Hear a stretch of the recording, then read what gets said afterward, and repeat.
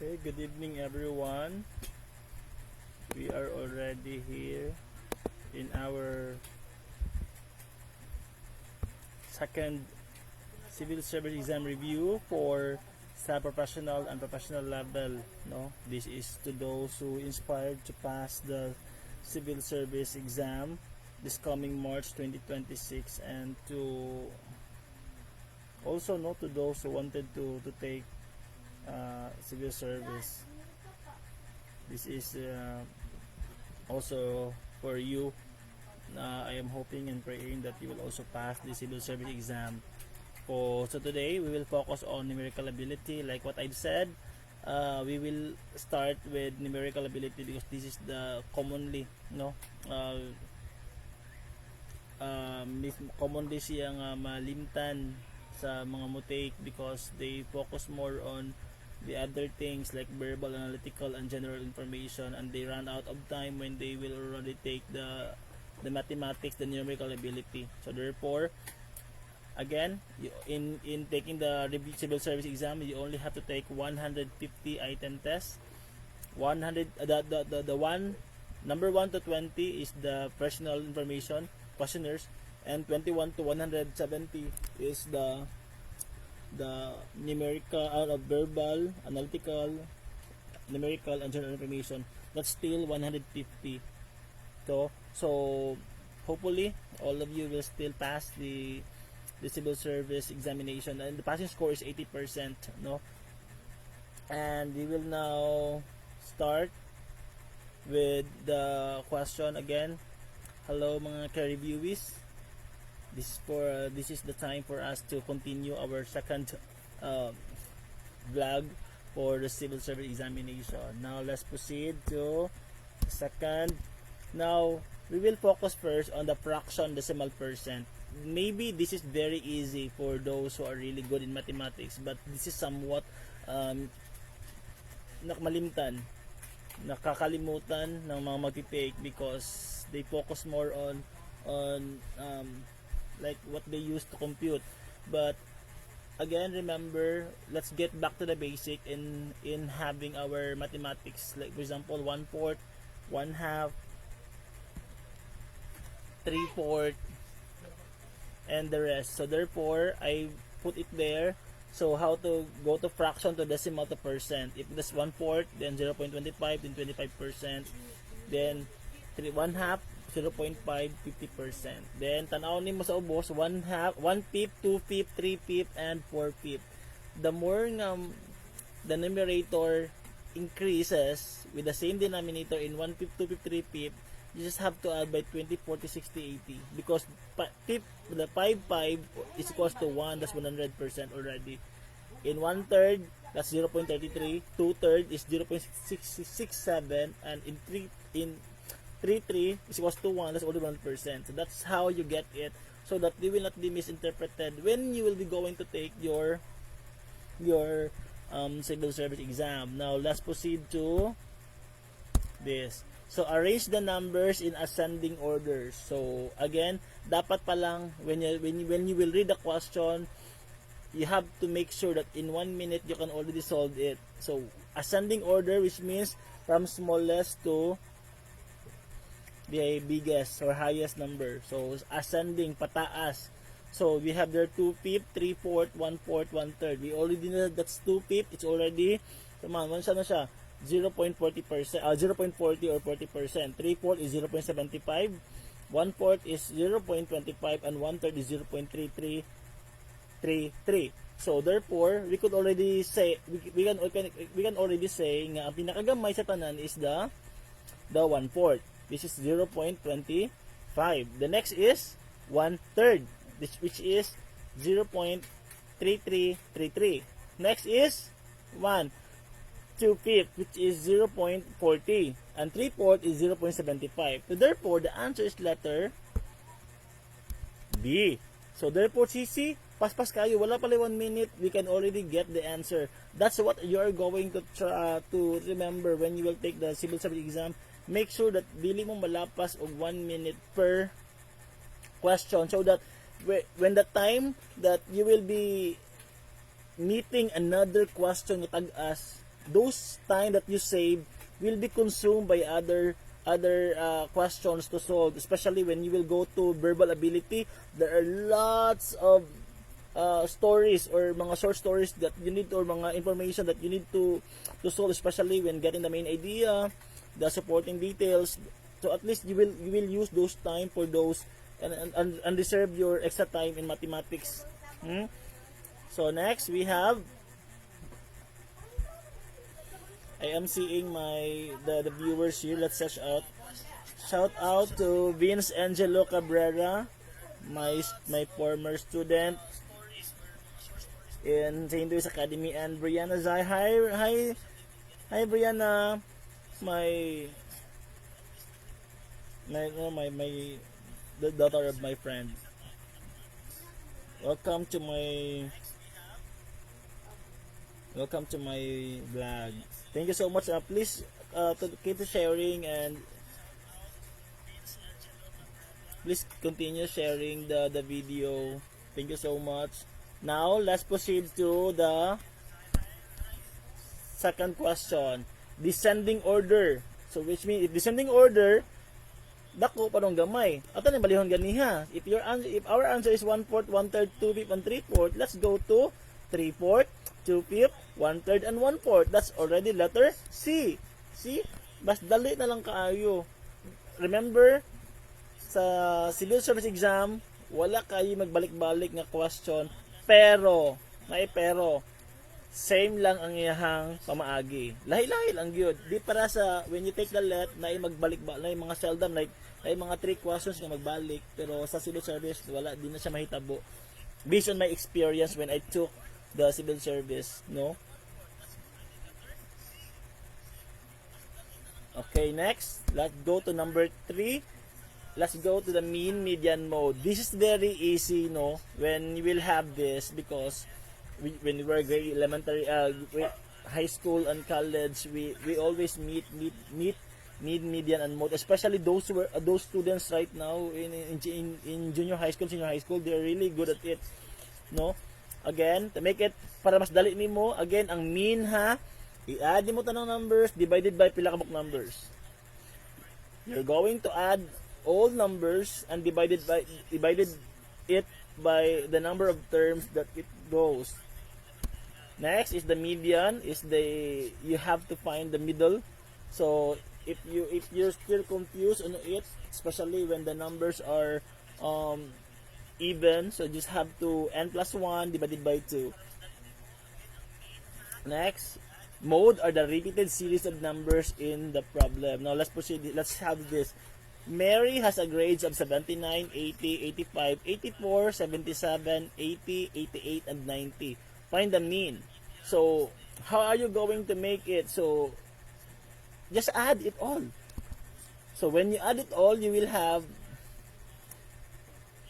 after you add it all, you have to divide how many numbers, a number of terms. We have 8 terms. So, yeah, when you add it divided by 8, the answer is 82.875. Now you cannot see 82.875 in the choices. So what are you going to do? Go directly to the nearest answer. Well, that is 83. So the answer is letter B. Then again, since there is no calculator allowed in the civil service, all you need to do is to go directly, solve directly. You can solve in the questionnaires. No worries na. You can solve in the questionnaires, but you don't need to encircle what the answers in the questionnaire, because you have your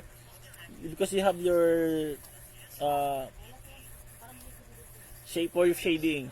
Again, what is also different in civil service is the use of ball pen. Ball pen is used for shading in civil service, while in let or any other exam they use pencil. So when I took my civil service, I used my ball pen. I really went to the National Bookstore when I had my girlfriend, no, to buy the ball pen. I used the Faber-Castell, the gray coat, the white, white or gray ba ang iyang body.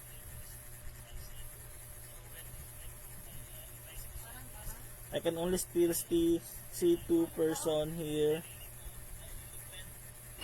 Please continue sharing.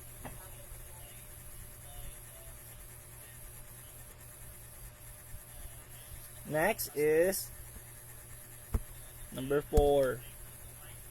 Mary has a grades of 79, 80, 85. The same Japan, but the question is to find the mode. So if you have to see the word mode, clue, repeated numbers. Now on the choices there, what number is repeated? The answer is letter A, 80. So ang 80, it kaduha siya migawas. Ha? So dili na ka maglisod ana.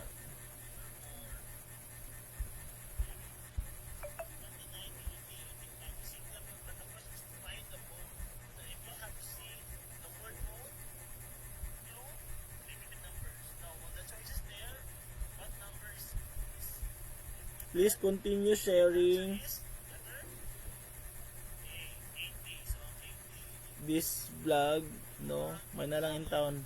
At the end of the day, maka-kuan tani, maka-income tani, no? And will really help. Next, number 5. 18 is what percent of 72? This is very nice, no? Ano man? Dahil mga ilan na ni. When you will see the word is, that means equals. And when you see the word of, that is times. So therefore, how do we get 25%? So from 18 is equals what? That's n. That's percent. Of is that's times. Then 72. Then 18 divided by 72 is 0.25. And that's it. We got 25%. So in ana lang, sir, gusto niyo pagguan, sir. Mo na ginaingon nga you have to compute it manually. The 72 is in the divisor and in 18 is in the dividend. A divisor and dividend ba? Oh yeah, basta 72 will be here outside and 18 will be the inside. Nasulod. Hi Vincent Glide Elliot, my favorite student who is really good in mathematics. And now who is also who graduated, no, in BSed Mathematics, Vincent Glide. Hi Vincent Glide Elliot. Thank you so much for watching, Dong. My student in Danmantayan before when I was teaching in a private school. Hi Dong. Very good, Vincent. I know you're really good at this because you're the mathematician of the year during your grade 10 year. I will not forget that. Okay, number 6. 40% of what number is 24? No? So again, 40% times of what? That's on the word of, that is n, then is equals in 24. So you have to make 40% to 0.40 times n is equals to 24.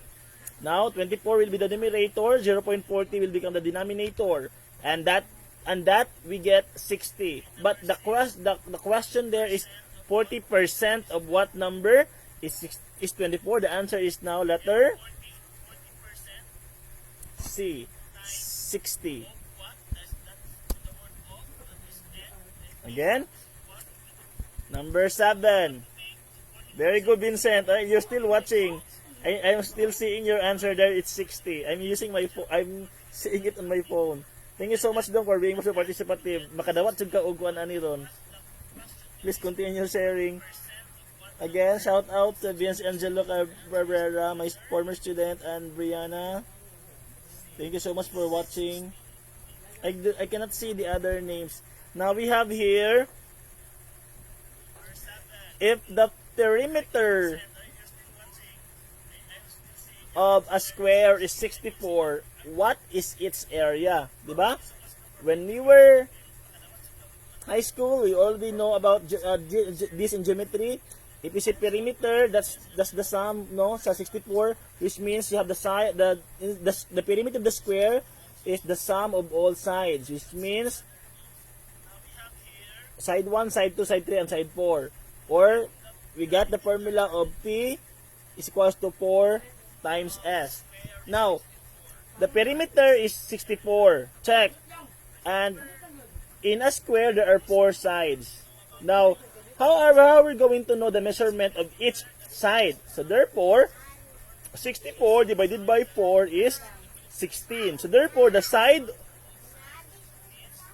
each side of the square has 16 centimeters. Now, but that is not the problem. Ang pangutana is, what is its area? Very good. Dan shares. Thank you so much, Vince. Thank you so much, Dong. You got the correct answer, 256. So therefore, okay, how do we get this?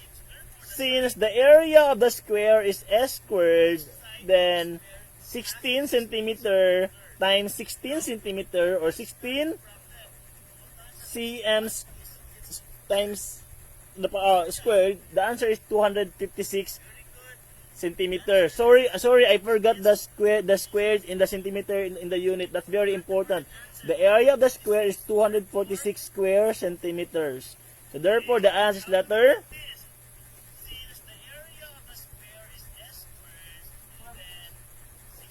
So again, mo na mga nganong ako na siyang gi-rumble because when you're going to take the civil service, tanan sagol-sagol.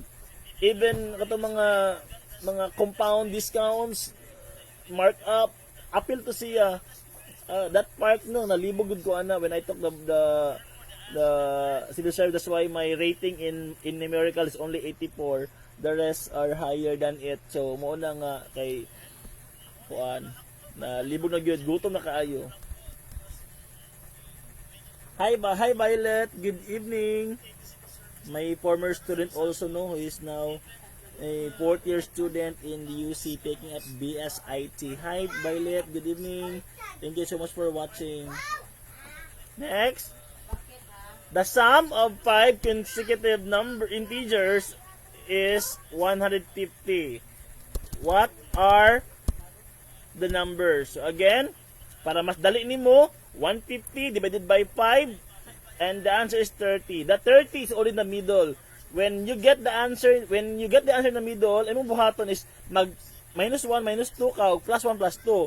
So since 30 is the middle, plus 1 plus 2, 31, 32. Back ka, 28 at 29, 28. So therefore, when you add it all, the answer is 28 plus 29 plus 30 plus 31, 32 is equals to 150. So yun na ng civil service, sir. Vincent, feel na ko, kaya rin na kayo mo ni, especially sa mathematics. Kay mostly, ang pinakabugat magaling is mathematics, 35%. No? Kaya na kayo na mo dong. Kasi please take dong, at least madoble na nimo. The next exam will be on August or September.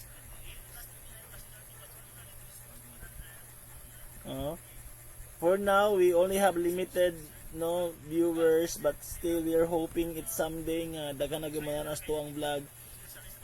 Sir inana nang nanggawa sa NCEE ron. Yeah, actually dong kuan na good siya, same na good siya sa insa kuan, no. We do not disclose what's being asked in the NCAA, di ba pwede. Pero based on our grade 9, grade 10, no, nga mga nitake ta before, same lang yun sa mga basic mathematics. Even if we are going to take mga kanang mga entrance exam, same lang na siya.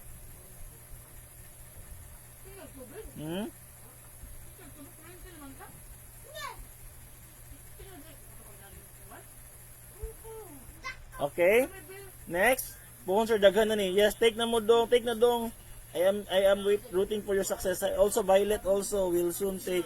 Hi Raiden, good evening Raiden. My student before in St. Louis Academy, now grade 11 students. Grade 11, grade 12, grade 11. Grade 11. Hi Raiden, good evening. Please share this. Okay, next is letter, the answer is letter B.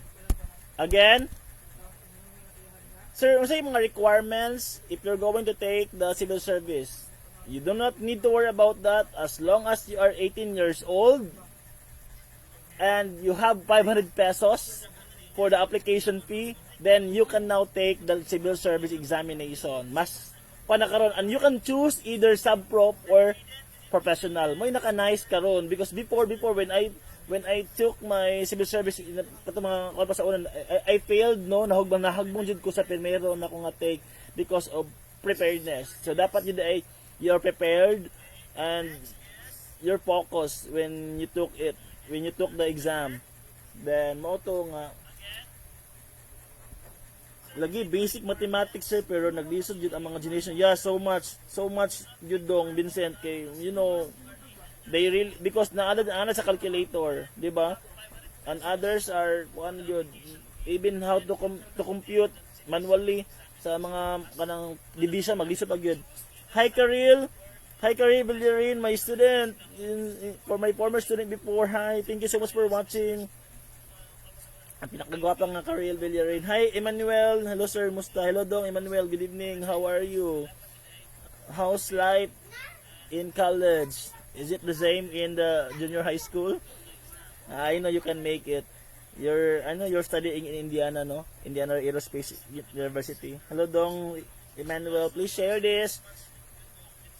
And also Karil and Raiden and Vincent, thank you so much. Now, see, I am always targeting to end at 20 minutes, no? Kay para dili kayo siya kuan. Gamay na akong i-target per time na mag-review ko so that mas kita ko chilling time. Again, I want you to share. I wanted to, yes sir, lisod pero kaya ra. That's good. Kaya ra man good kaayo. Wala na nasa tong 200 item test before, 400 item test, di ba? Ang mga exam. So I wanted you to share my result during my civil service exam, no, in August 2023. By God's grace, that's my score in verbal, analytical, numerical, and general information. Asa ko gibira, dili ko gibira sa numerical, no, 84. So that's why I got an average of 84.83%. The passing score for civil service is 80%, and dako na kay ng kalipay nga makaabot kag 80 because it is really hard to achieve that, no, to add it to the score. So if you want to ask more, you can still go and leave your questions here in the comment section.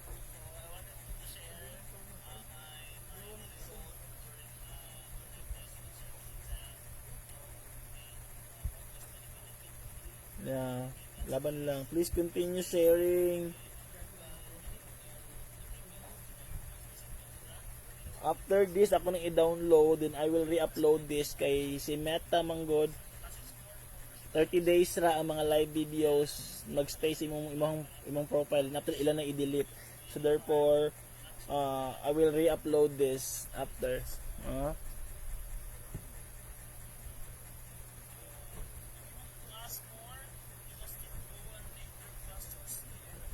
Okay, so I guess that's all for today. For tonight, uwan na. Okay, thank you so much for watching and listening and for continue sharing.